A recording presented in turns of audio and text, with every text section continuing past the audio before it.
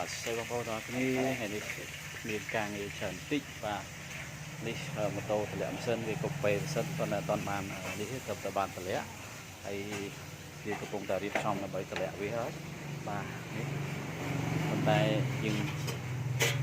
តម្លាក់តិចទៀតបានតម្លាក់បោះហើយវាដោយសារបោះហើយវីវ៉ានោះសិនបាទវីវ៉ានេះយើងរើមកកាត់មុខដូរកាំបាទហើយដូរស្បែកអង្គយ៉ាបាទអូស្បែកអង្គយ៉ាបាទនេះយើងរៀបមកកាត់មុខហើយប៉ុន្តែស្បែកអង្គយ៉ាអត់ទាន់បានរៀបនៅឡើយទេបាទ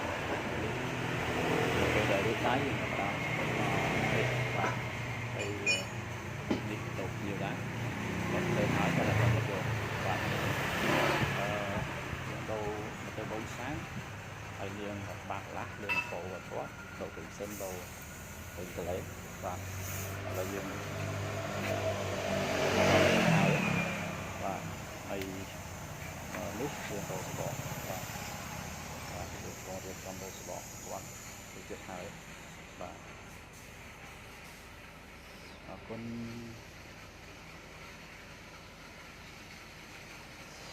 បាយបាយបាទសួស្តីបងប្អូនទាំងគ្នាបាទអរគុណច្រើនសម្រាប់ថ្ងៃនេះបងប្អូនទស្សនិកជនគាត់គ្រប់គ្រងហាងពួកយើងខ្ញុំហើយក៏ថ្ងៃនេះមានការងារធ្វើរៀងច្រើនតិចរៀងធ្ងន់តិចបាទនេះអរគុណសម្រាប់បងប្អូនទាំងគ្នាអតិថិជនដែលតែងតែគ្រប់គ្រងហាងជួសជុលជាងមេត្រនៅខាងច្បារអំពើជាប់របងវត្តសៃសោះបាទនេះយើងទៅដាក់ទៅទីគ្រឿងបាទមកកាត់មុខនេះគ្រឿងយើងចាប់ផ្ដើមកឡើងវិញហើយបាទយើងធ្វើឲ្យអស់ហើយនេះគុកពេលបាទ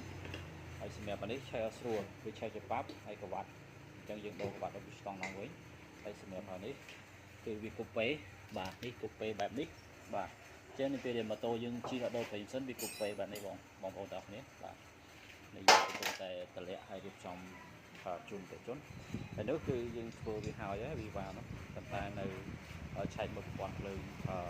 ថែមបន្តិចប្រព័ន្ធជាមួយនឹងតេរបស់វាបាទបាទហើយយើងកំពុងតែរៀបចំបាទហើយសម្រាប់អាគុកនេះមកតាម្ចាស់ម៉ូតូគាត់ដូរស្បែកអុសបាទស្បែកធាក់អត់ជាប់បាទឥឡូវយើងបានដូរស្បែកជូនគាត់ហើយយើងនៅចាំតែ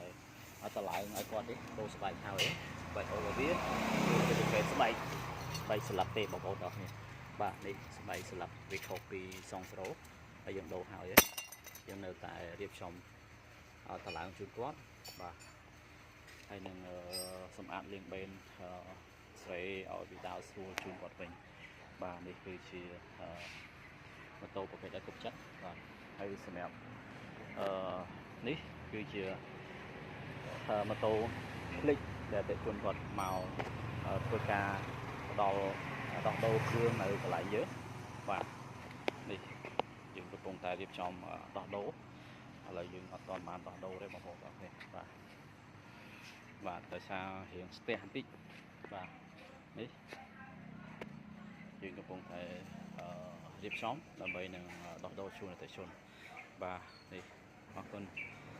បាទនេះគឺជាទស្សនវិជ្ជានៅកន្លែងដែលហាងជួសជុលម៉ូតូយើងខ្ញុំបាទអញ្ចឹងបើសិនជាបាទបងប្អូនចាប់អារម្មណ៍អាចតាក់ទងមកពួកយើងបានហើយសម្រាប់ម៉ូតូនេះគឺជាម៉ូតូរបស់មេប៉ុកគាត់ទុកចោលយូរឥឡូវគាត់យកមកដូរសបកដូរពវៀនហើយនឹងដូរប្រេងសិនដូរស្បែកប្រាំងដូរឆែកមើលសបកអែនិងរៀបចំខ្សែខ្យល់ឡើងវិញឲ្យគាត់បាទហើយជាងយើងកំពុងតែធ្វើដែរបាទដូរសបកហើយ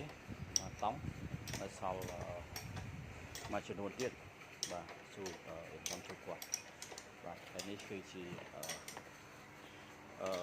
PSX ចឹងយើងកំពុងតែរៀបចំដោះដូរគ្រឿងវាទៅវិញទាំងអស់បាទពីនេះពីនេះមកនេះដើម្បីបំពេញនៅអ្វីដែលជាភាពខ្វះខាតរបស់ម៉ូតូ PSX មួយនេះបាទនេះយើងកំពុងតែរៀបចំបាទយើងកំពុងតែរៀបចំបាទអរគុណសម្រាប់បងប្អូនទាំងអស់គ្នានេះហាងរបស់យើងបងប្អូនអាចនឹងស្វែងរកហាងរបស់យើងបានសម្រាប់យើងមានសេវាជួសជុលម៉ូតូគ្រប់ប្រភេទបាទ អរគុណសម្រាប់បងប្អូនទាំងគ្នាដែលតាមនៅគ្រប់គ្រងហាងរបស់យើងហើយយើងមានសេវាជួយម៉ូតូគ្រប់ប្រភេទសម្រាប់ចង្កឹះលេខអូតូយើងអាចធ្វើជូនបងប្អូនទាំងគ្នាបាន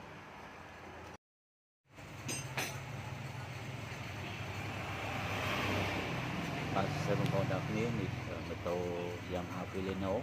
បាទម៉ូតូនេះវាមានបញ្ហាតែបងជាមួយនឹងជាទៅទាញជាពាក់ព័ន្ធជាមួយនឹងចាំកវាឡើងច្អូធ្វើឲ្យម៉ូតូជិះទៅទាញគឺអញ្ចឹងយើងកំពុងតែដោះដូរចាំកបាទនេះចាំករបស់វាដែលយើងបានបំបីវាចេញប៉ុន្តែកំពុងតែស្វែងរកចាននេះបាទនេះចានវាឡើងច្អូបែបនេះអញ្ចឹងវាធ្វើឲ្យម៉ូតូវាអត់ស្រួលទេនៅពេលដែលវាឡើងច្អូបែបហ្នឹងបាទអញ្ចឹងយើងកំពុងតែដោះដូរ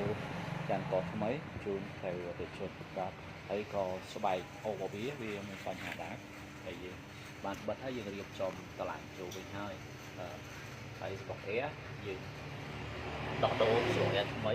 ស្បុកអែចាស់វាគឺឡើងអញ្ចឹងហើយអញ្ចឹងយើងដោះដូរស្បុកអែថ្មីនេះគឺជាវិធីចាំPileno បាទគឺយើងរៀបចំតម្លៃជូនទៅអតិថិជនបាទហើយសម្រាប់នេះគឺជា Yamaha ដែរបាទសម្រាប់ Yamaha នេះគឺវាមានបញ្ហាម្ចាស់ជិះអត់ដូចសិនគឺទុកពេលធ្វើឲ្យម៉ូតូអត់អាចដំណើរការទៅមុខបានធ្វើឲ្យម៉ូតូអត់ឆេះនោះម៉ាស៊ីនវាយើងបានសីស្មីដូរស្តុងហើយប្រាប់អីហើយប៉ុន្តែសូមប្រាប់ដល់បងប្អូនទាំងគ្នាគឺស្មីនេះគឺមិនអាចយកទៅសីតែម្ដងបានទេដល់ទៅឆ្លងទើបយើងសីថ្មីបានពីព្រោះស្មីវាតារាវាអាចសីបានទេអញ្ចឹងយើងឆ្លងហើយទើបយើងសីថ្មីយើងអាចដំណើរការបានឥឡូវយើងរៀបចំហើយទៅប្រាប់សីប្រាប់ឲ្យឡើងវិញហើយអស់បាទវានៅតែរៀបចំតម្លៃនេះគឺ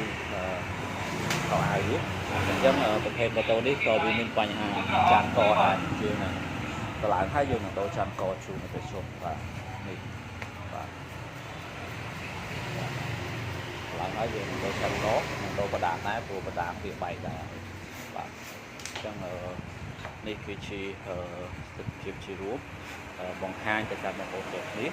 ដូចជាទូដេនេះយើងធ្វើហើយដែរដោយសារវាមានបញ្ហាអត់ឆេះឥឡូវយើងបានធ្វើវាឆេះហើយយើងក៏មានការរៀបចំដូរអីផ្សេងៗទៀតជូនអតិថិជនឥឡូវយើងទុកវាមកកន្លែងសិនប៉ុន្តែដោយសារបូមអតិថិជនឲ្យដូរដែរប៉ុន្តែយើងអត់ទាន់មានពេលក្នុងការដូរភើតហើយនឹងរៀបចំឡើងវិញឲ្យវាទុនល្អប៉ុន្តែយើងអត់ទាន់បានធ្វើទេដោយសារ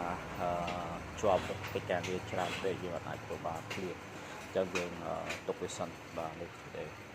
បាទអញ្ចឹងការធ្វើឲ្យឆេះយើងធ្វើហើយបាច់ប្រាំទៅហើយបាទនេះគឺនេះស្ថានភាពជារួមហើយយើងកំពុងតែតម្លើងម៉ូតូពីរនេះឲ្យហើយបាទនេះបាទយើងកំពុងតែតម្លើងម៉ូតូពីរនេះឲ្យហើយ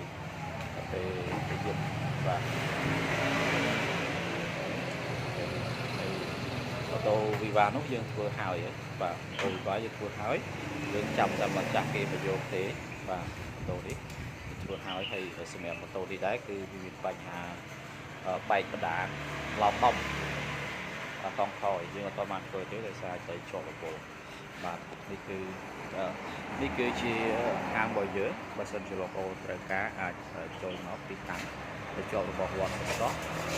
បាទផ្លូវរបស់យើងបាទអរគុណបងប្អូនទាំងគ្នាបាទអរគុណច្រើនសម្រាប់បងប្អូនទាំងគ្នាដែលតែតាមដានមើលវីដេអូខ្ញុំ